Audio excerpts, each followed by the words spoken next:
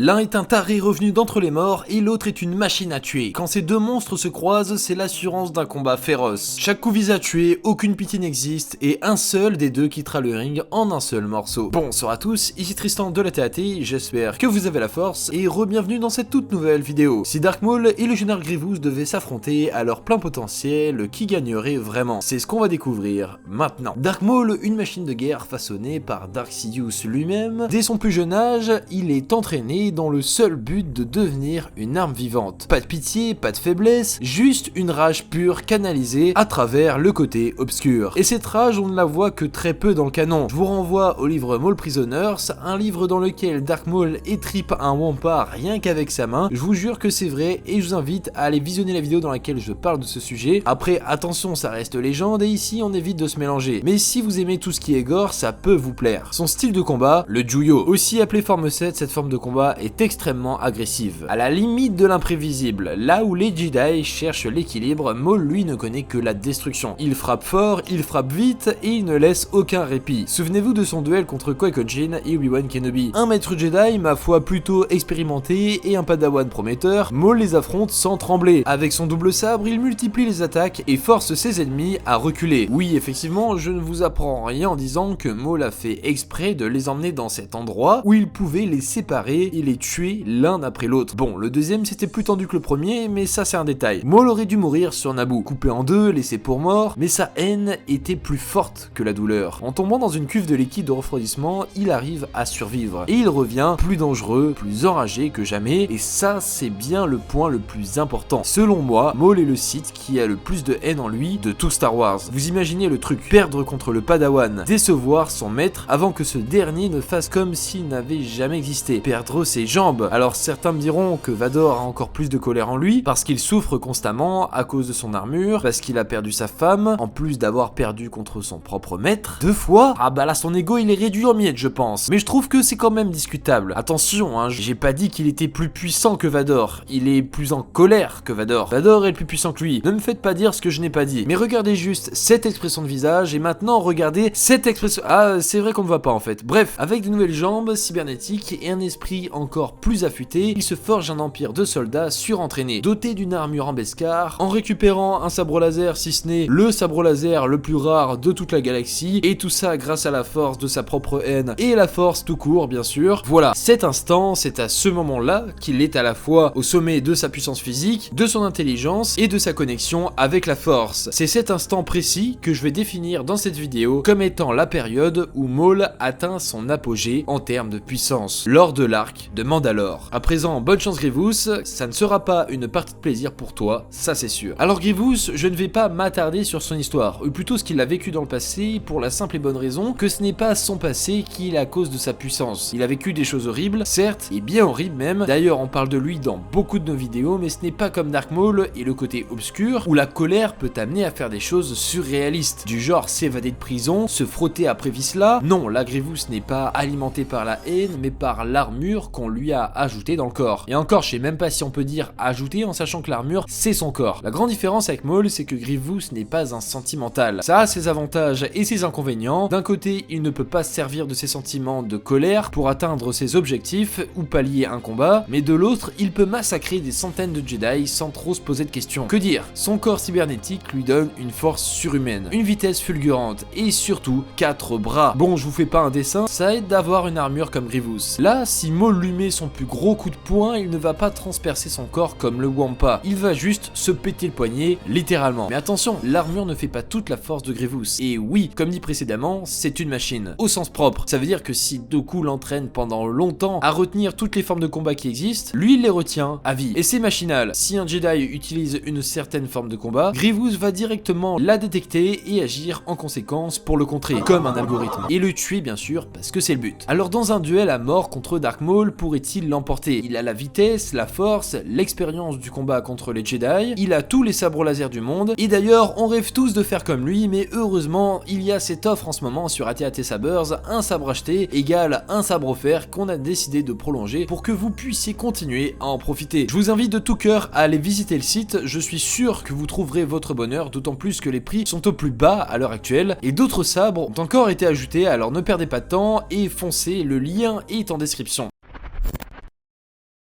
Bon, maintenant qu'on a vu qui sont ces deux monstres, il est temps de rentrer dans le vif du sujet, le combat. Parce que clairement ce n'est pas un duel qui va se jouer sur la diplomatie, là c'est du sang, du métal et des étincelles. Grievous, fidèle lui-même, ne perdrait pas une seconde. Il attaque toujours en premier, en cherchant à submerger son adversaire sous une avalanche de coups, il frappe sous différents angles avec ses 4 bras, à une vitesse folle, et surtout avec une force inhumaine. Parce qu'encore une fois, c'est une machine. Il n'y a aucune pause, aucun temps mort, juste une expression constante qui oblige Maul à rester sur la défensive. Et ça, c'est un point clé. Maul n'a jamais combattu quelqu'un comme Grievous. Il a affronté des Jedi, des Sith, des Mandaloriens, mais jamais une machine de guerre capable de multiplier les assauts avec une telle intensité. Dans les premières secondes, c'est simple. Maul est en danger. Il doit analyser son adversaire, esquiver et trouver un moyen d'inverser la tendance. Mais là où Grievous excelle dans l'agression, Maul excelle dans l'adaptation. Il comprend vite le rythme du cyborg, esquive avec des mouvements fluides et commence à contre-attaquer intelligemment. Il n'hésite pas à frapper là où ça fait mal. Les articulations mécaniques de Grievous deviennent ses cibles prioritaires. Il ne cherche pas à croiser les sabres en force brute, il sait qu'il ne gagnera pas. Grievous connaît les différentes formes de combat, y compris la sienne. Il cherche à le désassembler. Et c'est là que la force joue un rôle crucial. Là où un Jedi tentait d'affronter Grievous uniquement au sabre laser, Maul utiliserait ses pouvoirs pour le déséquilibrer, le faire reculer, voire arracher l'un de ses bras cybernétiques avec une poussée de force bien placée. Et c'est là que le combat commence à tourner en faveur de Maul. Grievous est une machine, et comme toutes les machines, il a ses limites. Son endurance est phénoménale, mais pas infinie. Ses mouvements restent mécaniques. Et Maul, lui, est un combattant instinctif qui s'adapte aussi bien en combat qu'en survie. C'est exactement ce qu'il a fait contre Qui-Gon Jinn sur Naboo. Le maître Jedi utilisait l'Ataru, une forme de combat basée sur les attaques rapides et acrobatiques, mais qui demande énormément d'énergie. Maul lui a joué stratégiquement. Il a pressé Qui-Gon, l'a forcé à se défendre sans relâche, l'a épuisé jusqu'au moment où le Jedi n'a plus eu la force de réagir. Résultat, un coup bien placé et c'était terminé. Et contre Grievous, c'est exactement la même logique. Au début, Maul est sous pression, obligé d'esquiver et de contrer des attaques venant de toutes parts. Mais plus le combat avance, plus Grievous ralentit. Son corps cybernétique ne peut pas soutenir une telle intensité sur la durée. Et contrairement à un Jedi ou un Sith, il ne peut pas puiser dans la force pour se revitaliser. À mesure que ses mouvements deviennent plus prévisibles, Maul commence à le démonter pièce par pièce. Il attaque les articulations, les points faibles, et dès que Grievous perd un bras ou un sabre, c'est fini. Maul ne lâche pas. Il a survécu à Sidious, à Obi-Wan, à Mandalore, il sait ce que c'est que tenir bon et d'attendre l'ouverture parfaite. Grievous, lui, dépend entièrement de son avantage physique et mécanique. Une fois que cet avantage est neutralisé, il ne reste plus qu'une proie, et Maul, en bon prédateur, n'aurait aucune pitié. Si le combat dure, il n'y a pas de suspense. Maul gagne. Encore une fois, ça reste mon avis. Je me suis posé pendant un moment, j'ai pris en compte un maximum d'éléments, et puis j'ai imaginé la scène. D'ailleurs, cette vidéo fait directement suite à la vidéo Anakin contre Luke que j'ai écrite et réalisée de la même façon. Cette fin est la fin que j'imagine, mais bien sûr, libre à vous d'imaginer autre chose. Peut-être que ce n'est pas subjectif comme Dark Maul est l'un de mes personnages préférés de Star Wars, même si j'aime beaucoup Grievous quand même. Dans tous les cas, j'espère que ça vous a plu. Moi je vous dis à très vite pour une prochaine vidéo. C'était Tristan de la TAT, prenez soin de vous et que la force soit avec vous.